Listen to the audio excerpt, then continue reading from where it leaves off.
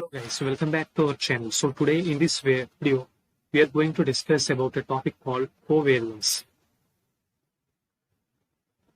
So we are discussing this covariance as a part of our playlist, which I have created for data science for statistics. So where you can find the different methods or different statistical methods which can be used to solve data science problems. So if you are new to this channel, I would highly recommend you to go to the playlist in the description box and watch the statistics videos from the starting of the playlist so that you can understand covariance in a much easier way. And I highly recommend you to watch my variance video where I have covered about variance and standard deviation. So after seeing that video, I would recommend you to see this video. So let us come to today's video. So first is first, let me discuss you about the definition of covariance. So covariance is nothing but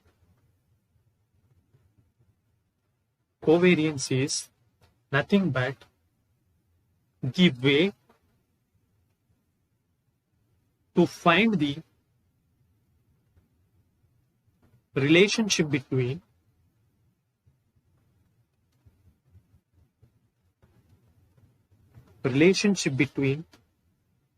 two features, namely dependent and independent.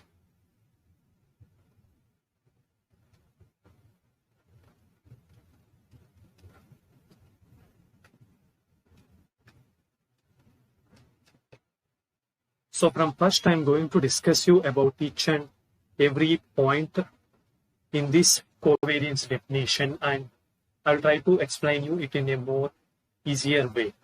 So firstly, covariance is the way to find the relationship between two features, namely dependent and independent features. So by seeing this definition, what we can tell is that basically we are trying to find a relationship between two variables, namely dependent and independent. So you may get a doubt what is dependent and what is independent. For example, let me take a data set for example. So let me take a data set for houses. So maybe where I have some data such as square feet, number of rooms. Also, I may take number of people who can stay or who are staying. So let me take number of people who are staying. How many people staying? And finally, I may have another metric called as price. So for example, let me take some data inside it. For example, let us take that here two people were staying and square feet may be 1500 square feet and number of rooms may be 3, and we can consider the price as 15 lakhs for example. And in the second data, we may take maybe 5 people were staying and square feet is going to be 1800 and number of rooms going to be 2, and this price may be going to be something around 25 lakhs. But also we can take another data where let us think that 3 people were staying and the square feet would be something like 1200, and let us consider that there are only one room and this price may be 10 lakhs. So by seeing this kind of data set, are you able to find any relationship between the features? So first of all, let me tell you, this price is dependent feature and remaining are independent features. So the definition of covariance here is that covariance is the way to find the relationship between independent and dependent variables. So in this example, these 3 are independent variables and price is dependent variable. So if I want to find any kind of relationship between, for example, any one of the independent feature and dependent feature, I may can use covariance to find what is the relationship between those two. For example, let us take the independent feature square feet and price and dependent feature price. So are you able to understand any kind of relationship between these two? If you observe it clearly, you can see one relationship, that is, if square feet is increasing, price also increasing. So that means the covariance, while we calculate the covariance between square feet and price, we may get something like positive covariance. Positive covariance, because if it is increasing, this is also going to be increased. So that's why it is going to be positive covariance. But if we consider another two, that means how many people staying and price. So if you clearly observe it, people staying and price, so there may be sometimes if people were staying more, price is going to be increased. But sometimes if people were staying more, price is going to be decreased. Or else if less people, price may be increased, or if less people, price also may be decreased. That means there is no particular relationship between how many people staying and the price of the house, because there will be a house and any number of people can stay on it. For example, if there is a small house, even 10 people can stay on it, or even 1 people can be stayed on it. That means there is no any kind of positive or else any kind of negative covariance or any kind of relationship on it. That means here for square feet and price, there is one relationship, that is positive covariance, because if it is increasing, this is also going to be increasing. But for here, between how many people staying and the price, there is no relationship. Even there is no negative relationship also, because it doesn't matter while determining the price. That means how many people were staying. So these are the two examples which we can elaborate, or we can say why covariance is used. The covariance is used to find these kind of relationships between the data sets. But you may ask me that while seeing the data only, we are telling that which may be useful and which may have positive impact or which may have negative impact or zero impact. But what is the use of covariance? So the use of covariance is that for this simple kind of example which I have provided, it is very simple to determine what is the relationship between two features by seeing it. But in the real life scenario, where we have different kinds of data and n number of data, we can't find it by seeing it. So that's why we will use covariance topic to determine the relationship between two features, that is independent and dependent features. So this is all about covariance. Now I have explained you about covariance. Now I will elaborate it to you with a formula. So we have discussed about covariance. Now let us take that we have two variables, x and y. Now let me show you what is the formula for x and y to find the covariance between them. So we will represent it by COV, and then in bracket we will represent by x and y. So the formula begins here. Summation of I is equal to 1 to n xi minus x bar into yi minus y bar divided by n minus 1. So this is the formula which we will be using to calculate the covariance between x and y, where xi is the each particular data point of the data set or the feature x, and yi is the each data point of the feature y. X bar is the mean of the data of x, and y bar is the mean of the data of the y, and n minus 1 is the total number of data points minus 1. So this is the formula to find the covariance. Let us take an example where we can take two kinds of data. For example, let me take X and Y. I will take some data here, and in front of you in the video, I'm going to find the covariance between two different kinds of data which I'm going to take in X and Y. For example, I will take an example like I will take X as 2, 4 and 6. In Y, I will take as 3, 5 and then 7. So here I have taken 1 point higher value for Y than X. So now I am going to solve the problem to you using covariance, and I am going to find what is the covariance of X and Y, whether it has positive covariance or negative covariance, or else it has zero covariance. So now, first thing which we want to find is we have to find X bar value and Y bar value. That means the average of X and average of Y. So the average of X would be 6 plus 4 is equal to 10. 10 plus 2 is equal to 12. 12 by 3, which is equal to 4.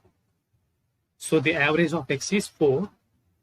And then the average of Y would be 7 plus 3 is equal to 10. 10 plus 5 is equal to 15. And then 15 by 3, which is going to be 5. So we got X bar value and Y bar value. Now what we have to find is Xi minus X bar values and Yi minus Y bar values. So first data is 2. That means we have to do 2 minus X bar, which is 4. And again 4 minus 4, 6 minus 4. These three were the values of Xi, which is nothing but these values. So these are the Xi values and these are the Yi values. Now similarly, we can do Yi minus Y bar for this thing also. So we have Yi values as 3, 5 and then 7. So we have taken the Y values and we are going to subtract it from minus 5 because my mean of Y values is 5. So minus 5, and then minus 5. Here we have values like minus 2, 0 and 2. Here we will get values like minus 2, 0 and then 2. So now what we will have to do is Xi minus X bar into Yi minus Y bar, because here in the formula we have to do that multiplication. So minus 2 into minus 2 will be going to be plus 4. And we have to add this with 0 into 0, which is going to be 0. And we have to add with it 2 into 2, which is going to be 4. So,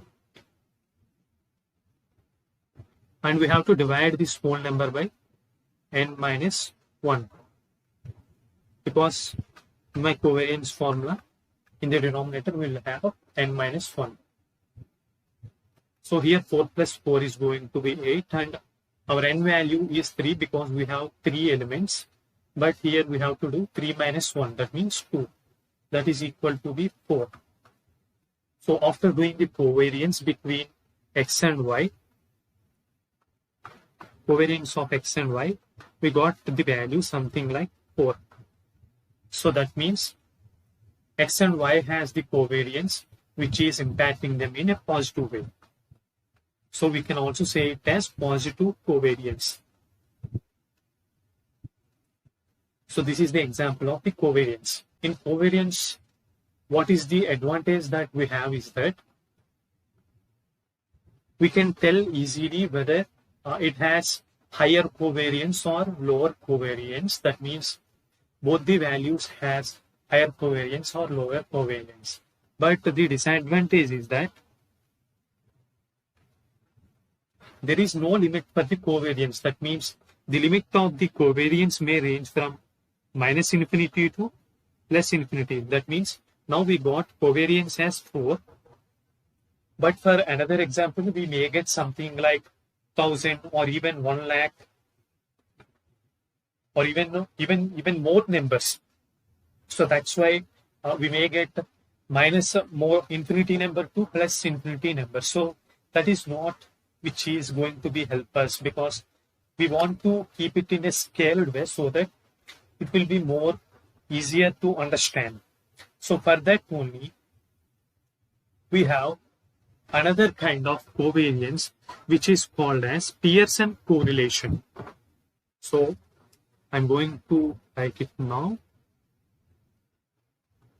Pearson correlation.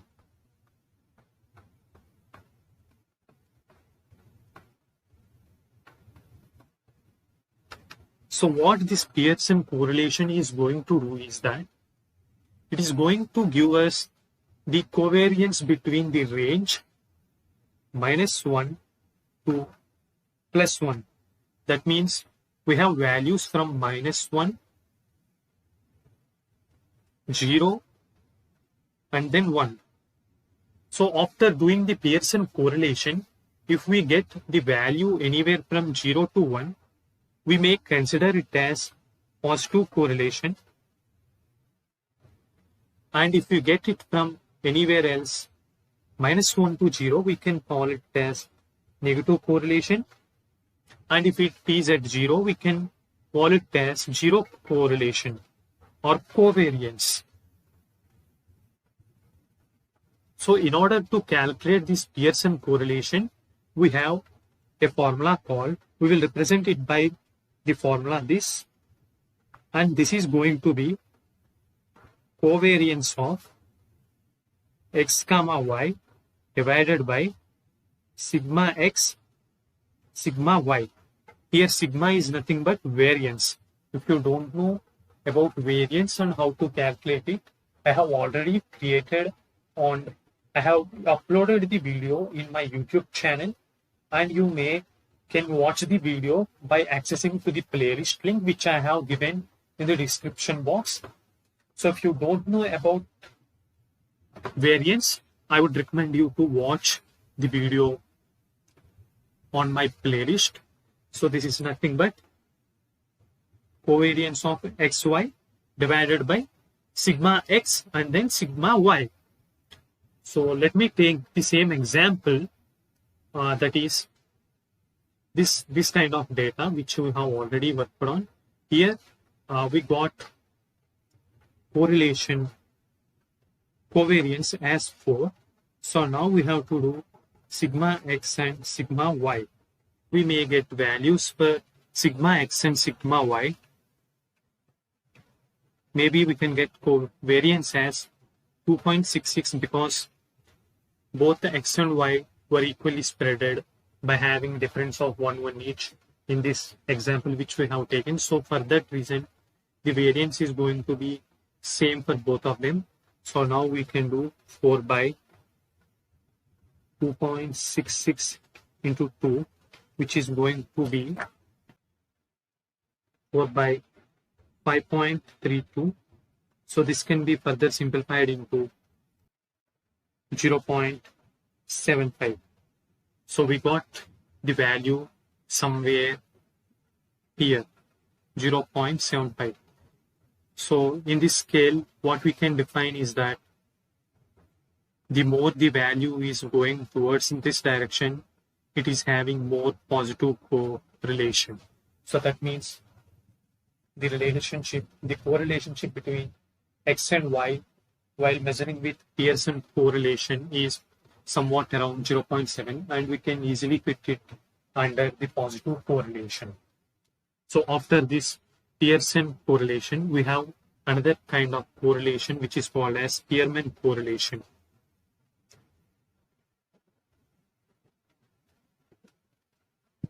So we have another kind of correlation called as Spearman correlation, which has the formula like, before writing formula, I would like to explain it to you. So this is also similar to the kind of Pearson correlation, but what is the difference is that in Pearson, we will directly take the data, but in Spearman, we will take the ranks of the data.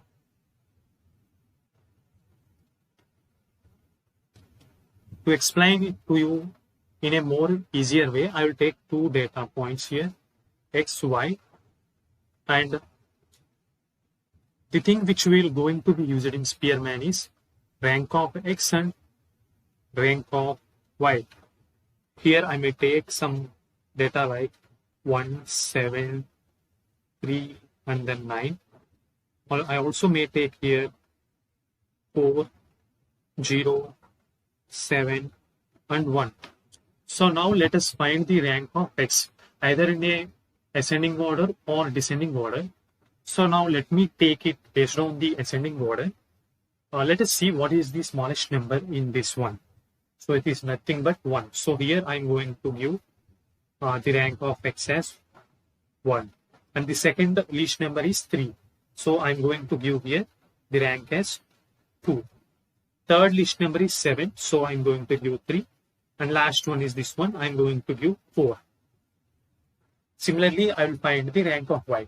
The smallest value is 0. So this is going to my rank 1. And this 1 is second number. So it's going to be 2.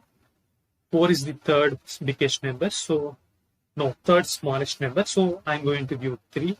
And finally, this is the biggest number. So I'm going to give 4. The formula of the Spearman is that RS is equal to covariance of rank of x, comma rank of y, which is going to be divided by sigma of rank of x and sigma of rank of y. By seeing this kind of example, you can easily find out that Spearman correlation is similar to the kind of Pearson correlation, but only small difference is that in Pearson correlation, we will directly use the data points x and y, but in Spearman correlation, we will use ranks instead of direct data. So that is the simple difference between Pearson and Spearman. And same as Pearson, Spearman is also going to give us the data ranges between -1 to 1, and the data, the Spearman correlation, if it ranges from 0 to 1, we can say that it is positively impacted. If it is 0, we can say that there is 0 impact between two variables or two features. And if it is below 0, we can say that there is going to be negative correlation. So this is all about today's video. We have discovered about covariance, and also we have discussed about Pearson correlation, and also we have discussed about Spearman correlation. So if you like the video, I would recommend you to please do subscribe to the channel and share the video with your friends so that it may be helpful to them. But also don't forget to like the video. And this is all about today's video, and I'll meet you in the next video with much more topics. Thank you.